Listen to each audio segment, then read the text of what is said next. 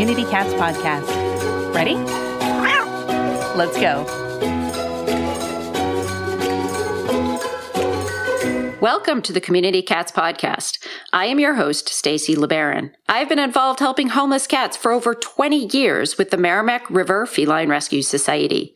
The goal of this podcast is to expose you to amazing people who are improving the lives of cats. I hope these interviews will help you learn how you can turn your passion for cats into action. Today, we are speaking with Pamela Merritt, also known as Dear Pammy. Pamela started a blog based on her years in cat rescue. She quickly realized that her advice was unconventional and it worked. She started getting fan mail that said, "I've had cats for years. Your ideas have deepened my relationship with my cats in a way I didn't think was possible." She has now saved more cats than she ever dreamed she could by empowering people with her tools and ideas. Since the carrying capacity of her apartment is her present for rescue cats, she's expanded the Way of Cats blog into a new book, and she plans to launch a video channel. She named her venture Way of Cats because it is based on aligning ourselves with the cat's indelible survival instincts. If we let them have their way, they will be happy, and so will we. Pamela, welcome to the show. Glad to be here, Stacy. So I feel like I should say Dear Pammy, but I think I'm going to stick with Pamela. But by the end of the show, I may be at Dear Pammy. I am not sure. So that's quite all right. You have a long history working in rescue. So I'm wondering if you could just share with us how you got started and your passion around cats and a little bit about your background. Well, I never grew up with cats. I didn't come to cats until like late 70s, early 80s, when I married a cat fan and had a home where I could enjoy them. And boy, did I. And plus, this was the bad old days when there were no no-kill shelters. You were looked down upon if you cared about cats. They were somehow a second-tier pet. And so the house began to fill. Because what can you do? You can't walk past a little fleeting little face. And I started learning more about them with my cat mentor, my first husband. And then I started, because there were so many, I started rotating them out and got involved in rescue. And I'm still at it. They are my favorite pet, as it turns out, because I've tried them. I've tried most of them below the size of miniature horses. You grow up with kids and they're like, can we get a lizard? Can we get a guinea pig? And I'm like, yes. Is there a rabbit? Okay. But it taught me a lot because I started with dogs and we usually had 200 pounds of dog around the place, 2-3 dogs at a time. But this also showed me how cats get along with kids and dogs and lizards and so forth. So it was all great. And now I'm sort of like focused on cats moving forward. So you talk about that you sort of had advice that was unconventional, and through your Dear Pammy column, you've been able to help people. I'm going to get right to the point of the matter. What makes your advice so unconventional? Well, before I wrote my book, I was like, market research. What are other people writing about cats? Because when I started, I think there was Cat Fancy magazine, and there was my fellow cat rescuers, and there was Carol Wilborn, who wrote books about cats. But that was about it. And it was very hard to track these books down, in fact, because they weren't something mass-produced. Cats were not known the way cat training is now. Like dogs, of course you trained them, and here's a ton of books in the library about how to housebreak your dog, how to do this, how to do that. Cats were not seen as an animal you could train or influence, so nobody tried. So my recent reading of cat books I've discovered that, cats are now seen as influence. Cats are now seen as someone you can try to train. But my method jumps up several levels because, A, I see cats as equals. This is not a master-owner kind of relationship with my cats. early on, I saw them as little furry people, and that turned out to be the gateway to their hearts and minds. So when I say cats are an egalitarian relationship, that lays the basis for cat interaction. When I say training is communication, I evoke the fact that if we do the cat a favor in terms of care, then the cat owes us a favor in terms of cooperation. And we can't make this magic happen unless we learn how to speak and read cat. And then, so you use some of these tools as a way to help folks be able to handle behavioral issues that they have in their homes? Is that sort of the main driver of this information? That's certainly the practical aspect. Like, one of my more popular blog posts is called Keeping Cats Off the Kitchen Counters. And you can. I do. This is something very practical that most people would like to know how to do without the standard method of scaring the cat off the counter every time you see them. They think this will convey, I don't want you on the counter. But what they're actually conveying is, oh, my human gets upset when they see me on the counter, so then they won't see me on the counter. All you have now is little kitty footprints where you don't want them. The other thing you're doing with this poor technique is teaching the cat that you are unpredictably scary. This means you won't see the cat on the kitchen counters, but you also won't get all the cuddles you need and want. So they develop a fear relationship from you with regards to that behavior. Right. It's like negative reinforcement or aversion when you predictably become crazy and scary when the cat does something that you don't want them to do. But see, the cat is not thinking situationally. They do not associate the kitchen counters with your weird behavior. Right. So how would you recommend? It coming from you.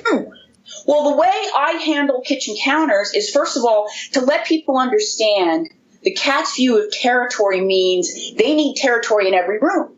They love the kitchen. It's where the food happens. It's where they love to hang out and watch us do interesting things with food. So the first step is, if you don't want them on the counters, you have to give them a spot. I always capitalize spot. The spot is sacred. You give them a spot for them to be in. Like in my little kitchen, I have a bar stool, and that is the cat's spot.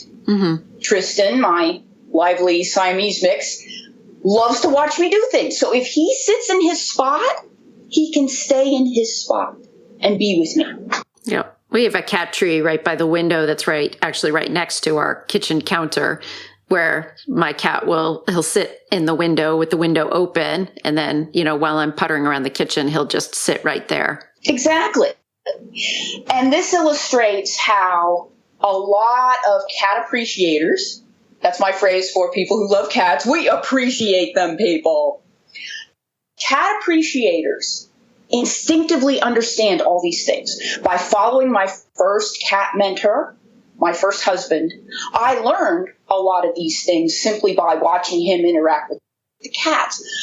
I saw rescue people use some of these things to soothe a frightened cat and explain their behavior.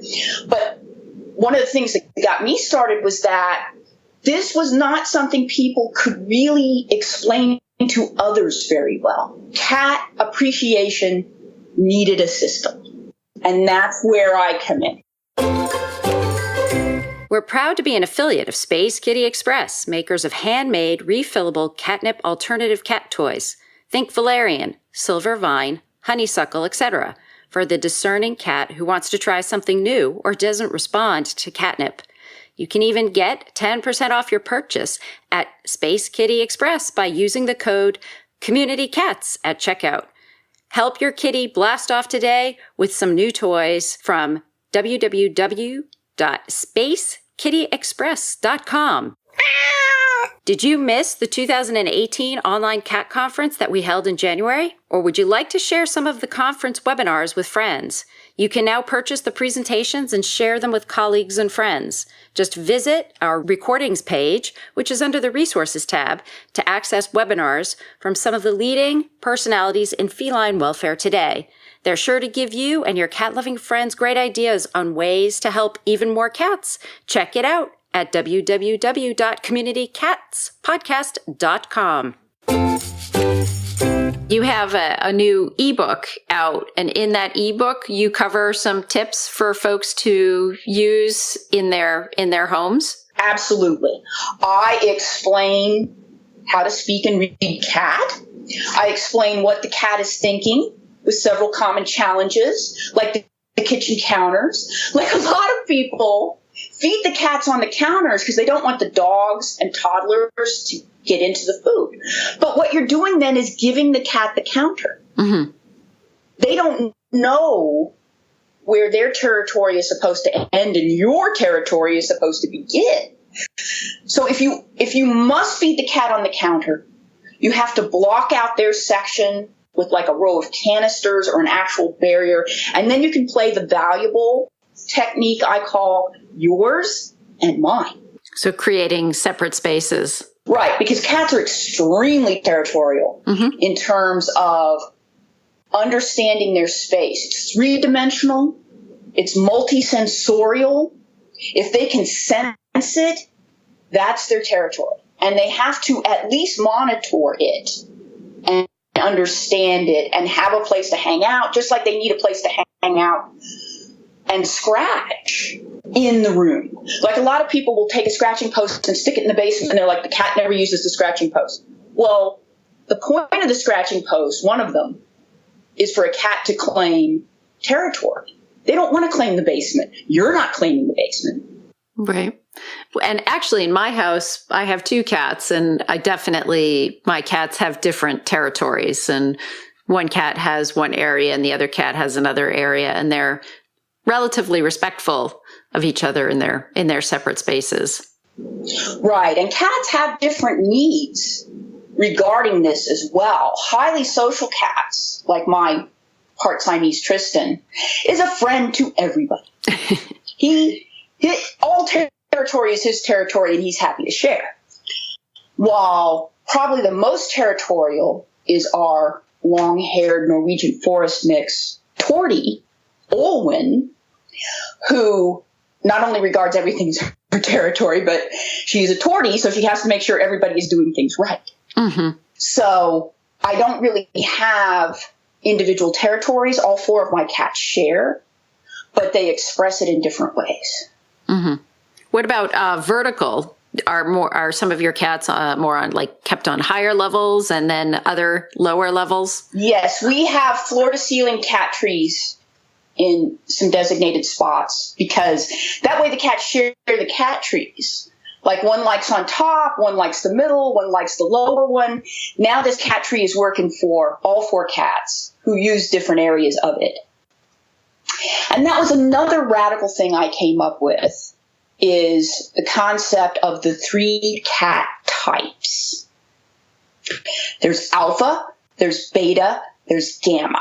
And this is not like the alpha dog, which turns out the alpha dog isn't what we thought anyway. Wolves are a lot more cooperative than the alpha dog theory held. So in my case, alpha cats tend to be long and lean and high energy and very paws on. Alpha cats want to control the environment. Beta cats, which is probably 2/3 of the cats, are mellow and laid back and very social, because they work the levers of their humans to manage their environment.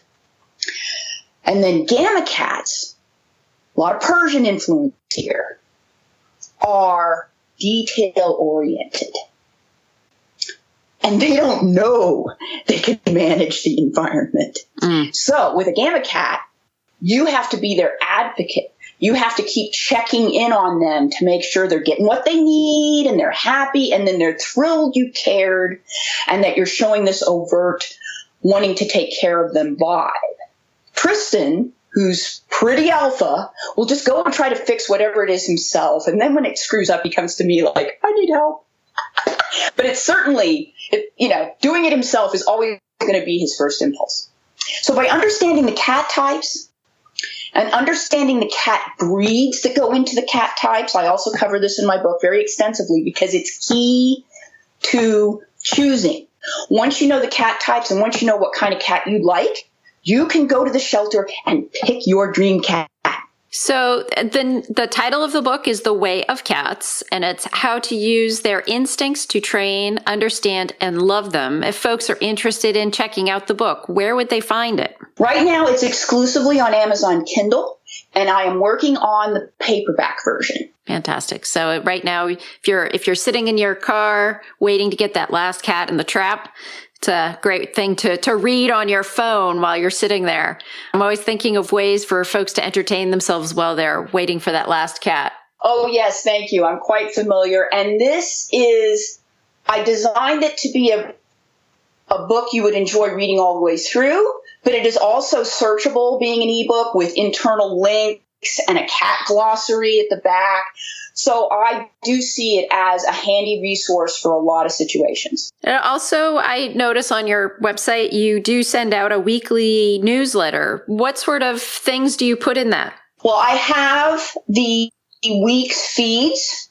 So people who would like to follow me that way have a handy way of getting the feeds. I put in the latest news of what is going on, my social media. I'm on Facebook, Twitter, Instagram, and Tumblr, all as Way of Cats.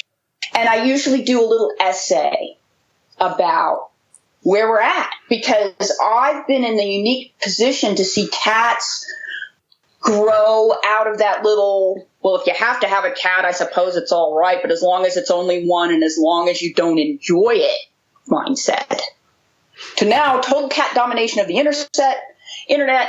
They ride Roombas, they do cute things, they show they love people, because without the internet, nobody would know that except us cat appreciators. Mm.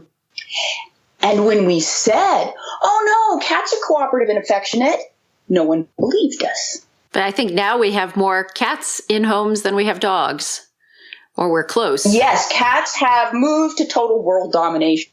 Fortunately, we're all friends with them, and we'll be all right. Pamela, I have one final question before we close out.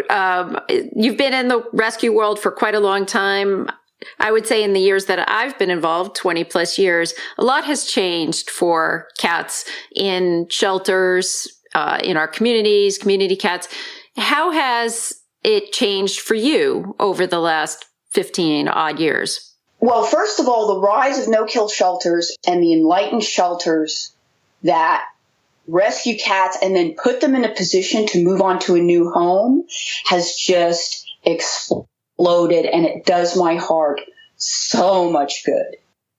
Where I am right now in the Northeast, there's some trouble spots. New York City breaks my heart, but for the most part, there are resources that don't just throw the cat out in the street and hope someone like you or me comes along to help take care of them.